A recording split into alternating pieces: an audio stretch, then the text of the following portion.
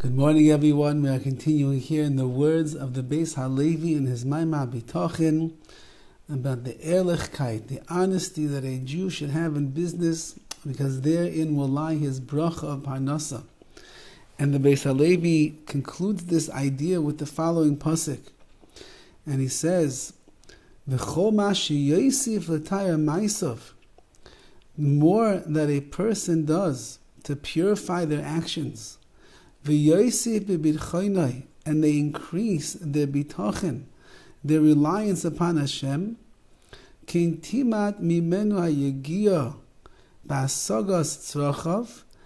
it will then cause that they will be able to toil less in order to attain their tzrachav, their needs, ba'oifin kosher v'yashar, in a very kosher, a very upstanding, proper manner to pursue parnasa, to pursue their livelihood. Says the Beis Halevi, what we mentioned yesterday and now what he's saying today. Number one is, don't think that it's because that you're suffering in making a living, that's why you feel yourself forced into doing all this tricky business over here.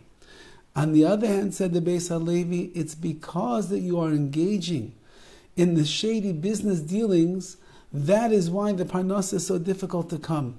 Parnasa does not come easily to a person who is playing games with other people, with the government, with the insurance companies, with clients, and so on and so forth.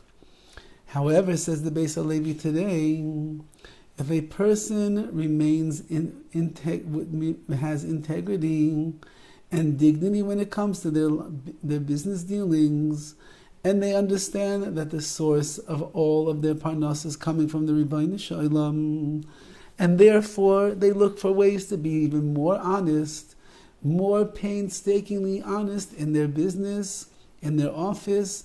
There was a great tzaddik, Rabbi Levine. Rabbi Levine was known as the tzaddik of Yerushalayim, and he was not a wealthy man by any means at all. He lived day to day, basically.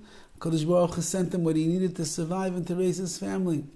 But he was known as such an honest person that people from all over the world gave him, which at that point probably would have amassed to millions of dollars, that they wanted him to distribute for tzedakah, to give out as charity to the poor people in Yerushalayim and Eretz Yisrael.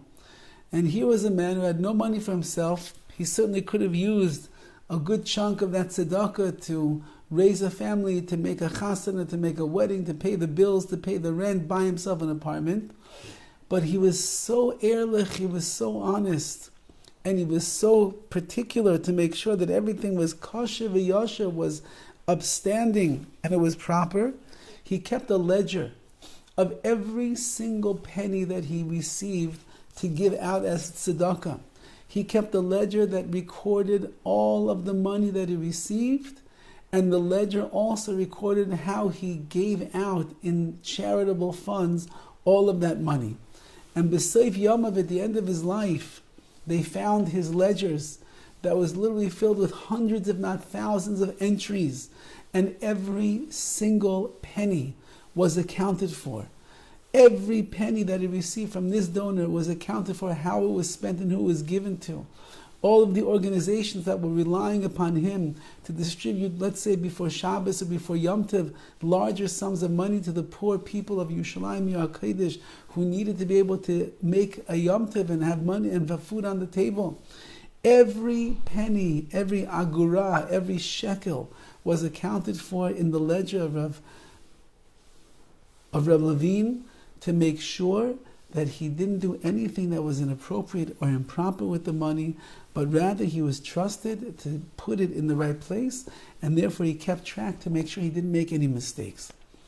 This is the way that a Jew goes about his parnasa, about making a livelihood as well. The more ehrlich, the more honest, the more reputable the person is, the more integrity that someone has, that is the way in which that person is going to garner the bracha of siyata d'shemaya in their parnasa. And that's what the Beis Halevi is saying over here. That if you increase your bitachon in Hashem, you recognize it's not how hard you work, not how many deals you make. It's not how crafty and cunning and conniving you can be in the world of business, like your chaverim, like your friends or your neighbor, or even sometimes the mentor who taught you the trade. You find out that this fellow is so cunning and he has so many tricks up his sleeve. It's not the way that a person makes parnasa. The Jewish people have always been people of integrity and honesty, people that are careful with the laws of the Shulchan Aruch, as you mentioned yesterday. Who knows how many thousands of laws there are? Can you use the pen in the office that the boss is providing you to write your own personal shopping list for that day? Perhaps you are wasting the ink of the boss for something of your own personal pleasure. Can you take a phone call from your wife in the middle of office hours to schmooze around a little bit and see how she's doing and see how the kids are? Are you allowed to do such a thing? Maybe that's called Geneva. Maybe you're stealing time from the boss. Are you allowed to do? Can you take a piece of paper and you want to write down a personal note on that paper from the copy machine?